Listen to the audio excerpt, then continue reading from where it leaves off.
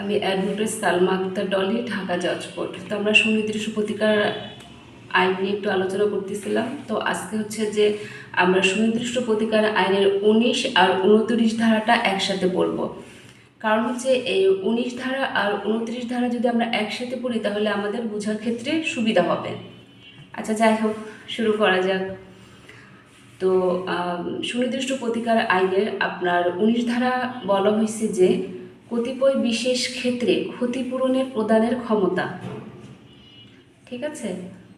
তো এই সুনির্দিষ্ট প্রতিকার আইনের 19 ধারায় চুক্তি ভঙ্গের জন্য বাদী সুনির্দিষ্ট প্রতিপালনের আদেশ সহ অতিরিক্ত হিসেবে ক্ষতিপূরণের জন্য আবেদন করতে পারে বা প্রতিপালনের পরিবর্তে ক্ষতিপূরণের আবেদন করতে পারে। এই কথাটার অর্থ হচ্ছে যে যখন আপনার একটা চুক্তি ভঙ্গ হবে তো আপনি তো আদালতে যাবেন। আদালতে কি করবেন? আপনি চুক্তি বাস্তবায়নের জন্য আপনি মামলা করবেন। তার সাথে আপনি কি করতে পারেন? অতিরিক্ত হিসেবে আপনি ক্ষতিপূরণ দাবি করতে পারেন। এই কথাটা সহজভাবে এইভাবে আমরা মনে রাখবো। ঠিক আছে? তো এখন 19 ধারায় আদালত 2 ধরনের সিদ্ধান্ত দিবে। এই 19 ধারায় যে আপনি মামলাটা করলেন, এটা আদালত 2 ধরনের আপনাকে কি দিবে? সিদ্ধান্ত দিবে। তো 1 নম্বরটা হচ্ছে যে চুক্তির সুনির্দিষ্ট কার্য সম্পাদনের পরিবর্তে ক্ষতিপূরণের আদেশ দিয়ে। মানে চুক্তি সম্পাদনের পরিবর্তে, মানে চুক্তি অনুযায়ী যে কাজ হবে সেটার পরিবর্তে আপনাকে কি করবে? ক্ষতিপূরণের আদেশ দিবে। এটা কেন দিবে এটা একটু শুনি আমরা। এটা হচ্ছে 1 নম্বর কারণ হচ্ছে যে আপনাকে ক্ষতিপূরণের আদেশটা দেবে। এটার 1 নম্বর কারণ হচ্ছে চুক্তির সুনির্দিষ্ট বাস্তবায়নের আদেশ দেওয়া উচিত হবে না। যদি আদালত মনে করেন যে চুক্তি অনুযায়ী কাজ বাস্তবায়নের আদেশটা দেওয়া এটা উচিত হবে না, সেই ক্ষেত্রে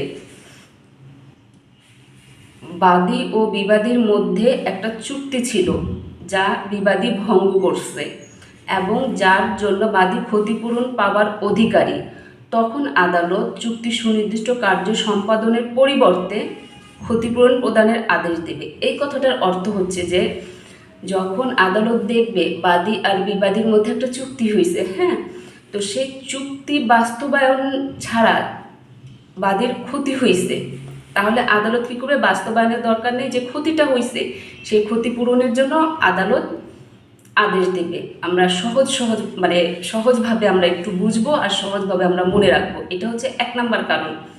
যে ক্ষেত্রে আদালত ক্ষতিপূরণের আদেশ দেবে সেক্ষেত্রে এই কারণটা হবে। আর দ্বিতীয়টা হচ্ছে যে চুক্তির সুনির্দিষ্ট কার্য সম্পাদনের আদেশ সহ, ওইটা কি ছিল? আদেশ ছাড়া সহ অতিরিক্ত হিসেবে ক্ষতিপূরণ প্রদানের আদেশ দিয়ে। এটার অর্থ হচ্ছে যে আদালত যখন মনে করবেন যে চুক্তির সুনির্দিষ্ট বাস্তবায়নের আদেশ দেওয়া উচিত, ওইখানে আদালত মনে করে নাই যে চুক্তির কার্যটা বাস্তবায়ন করা উচিত, সেখানে মনে করেন যে এটা উচিত না, সেই কারণে কি করছে? শুধু ক্ষতিপূরণ দিচ্ছে। আর এখানে আদালত মনে করতেছেন যে চুক্তি অনুযায়ী কাজটা বাস্তবায়ন করা উচিত, সেই ক্ষেত্রে সেই কাজটাও বাস্তবায়ন করার জন্য আদেশ দিবে।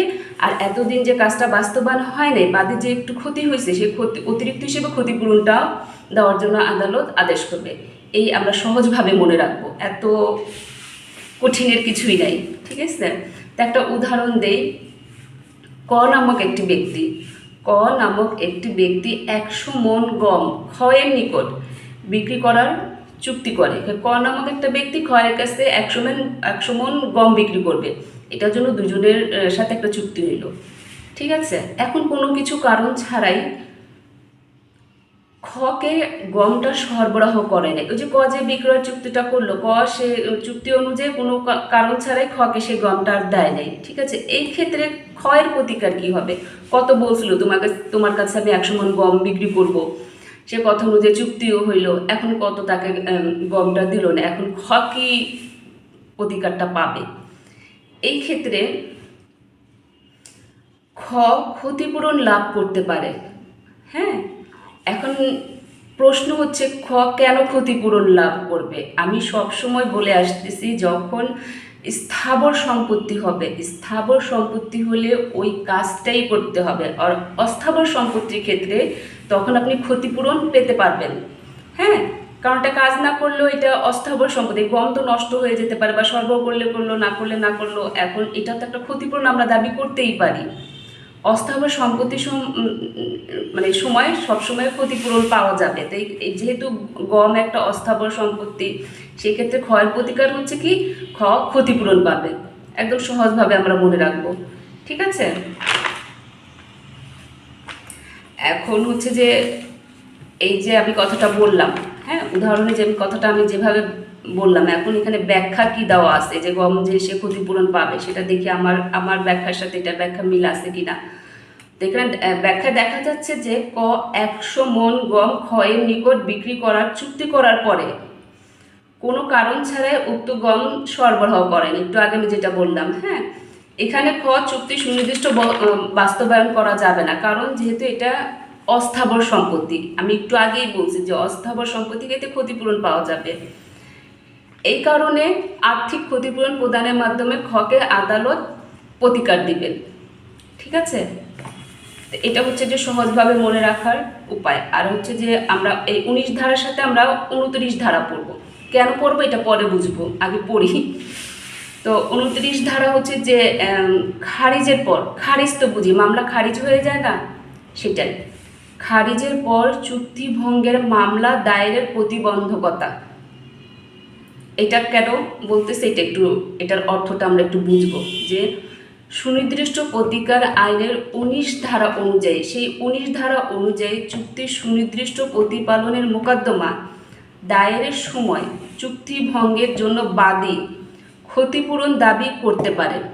এটা কথা হচ্ছে যখন আমরা চুক্তি ভঙ্গের জন্য আমরা তো 19 ধারায় মামলাটা করব, এখন সেই 19 ধারায় শুধু চুক্তি বাস্তবায়নের মামলা শুধু করব, সেটার সাথে আমরা কি করতে পারবো, বাদী কি করতে পারবে, আপনার ক্ষতিপূরণ দাবি করতে পারবে, ঠিক আছে। এখন এই জায়গাটা আমরা একটু মন দিয়ে শুনবো। যদি চুক্তির সুনির্দিষ্ট প্রতিপালনের মোকদ্দমা দায়েরের সময়, চুক্তির সুনির্দিষ্ট বাস্তবায়নের মোকদ্দমা দায়েরের সময়, হ্যাঁ, যদি ক্ষতিপূরণ দাবি না করে, যদি ক্ষতিপূরণ দাবি না করা হয়, তাহলে মোকদ্দমাটা যদি খারিজ হয়, সে চুক্তি বাস্তবায়নের জন্য তো আপনি মোকদ্দমা দায়ের করলো, তখন যদি সে ক্ষতিপূরণের দাবিটা না করে, সেক্ষেত্রে যদি আপনার মোকদ্দমাটা খারিজ হয়, তখন পরবর্তীতে ক্ষতিপূরণের মোকদ্দমা দায়ের করতে পারবে না। এটার কথা হচ্ছে যখন আপনি চুক্তি বাস্তবায়নের মামলাটা করবেন, তার সাথে সাথে আপনাকে তো আদালতে আপনার ক্ষতিপূরণ চাইতে হবে। আদালত তো সাইদে তো আপনার সব কিছু প্রতিকার দিবে না, আপনার কি চাওয়া পাওয়া সেটি আপনাকে আদালতের কাছে চাইতে হবে। কিন্তু তখন আপনি চুক্তি বাস্তবায়নের মামলা করলেন, কিন্তু আপনি ক্ষতিপূরণ চাইলেন না, তা আদালত আপনাকে সাইদে দিবে না। তখন যদি আপনার কোনো কারণে মামলাটা খারিজ হয়, পরবর্তীতে আপনি আবার মামলা করবেন, আমাকে ক্ষতিপূরণ দাও, তখন আদালত সেটা অ্যাকসেপ্ট করবে না। এটা হচ্ছে সহজ হিসেব, ঠিক আছে। এখন হচ্ছে এটা তামাদি মেয়াদ। এটা তামাদি মেয়াদটা আমরা একটু খেয়াল করব, হ্যাঁ।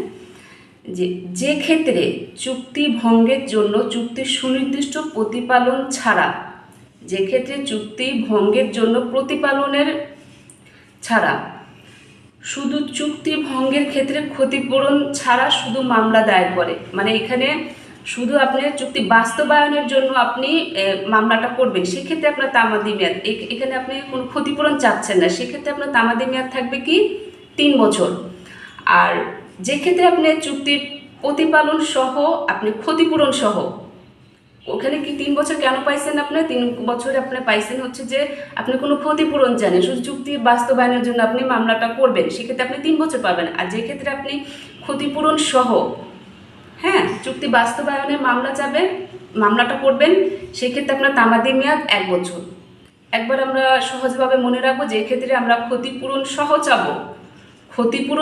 চাবো সেই ক্ষেত্রে 1 বছর। যে ক্ষেত্রে আমরা ক্ষতিপূরণ ছাড়া শুধু চুক্তি বাস্তবায়নের জন্য মামলাটা করব, সেক্ষেত্রে আমরা 3 বছর।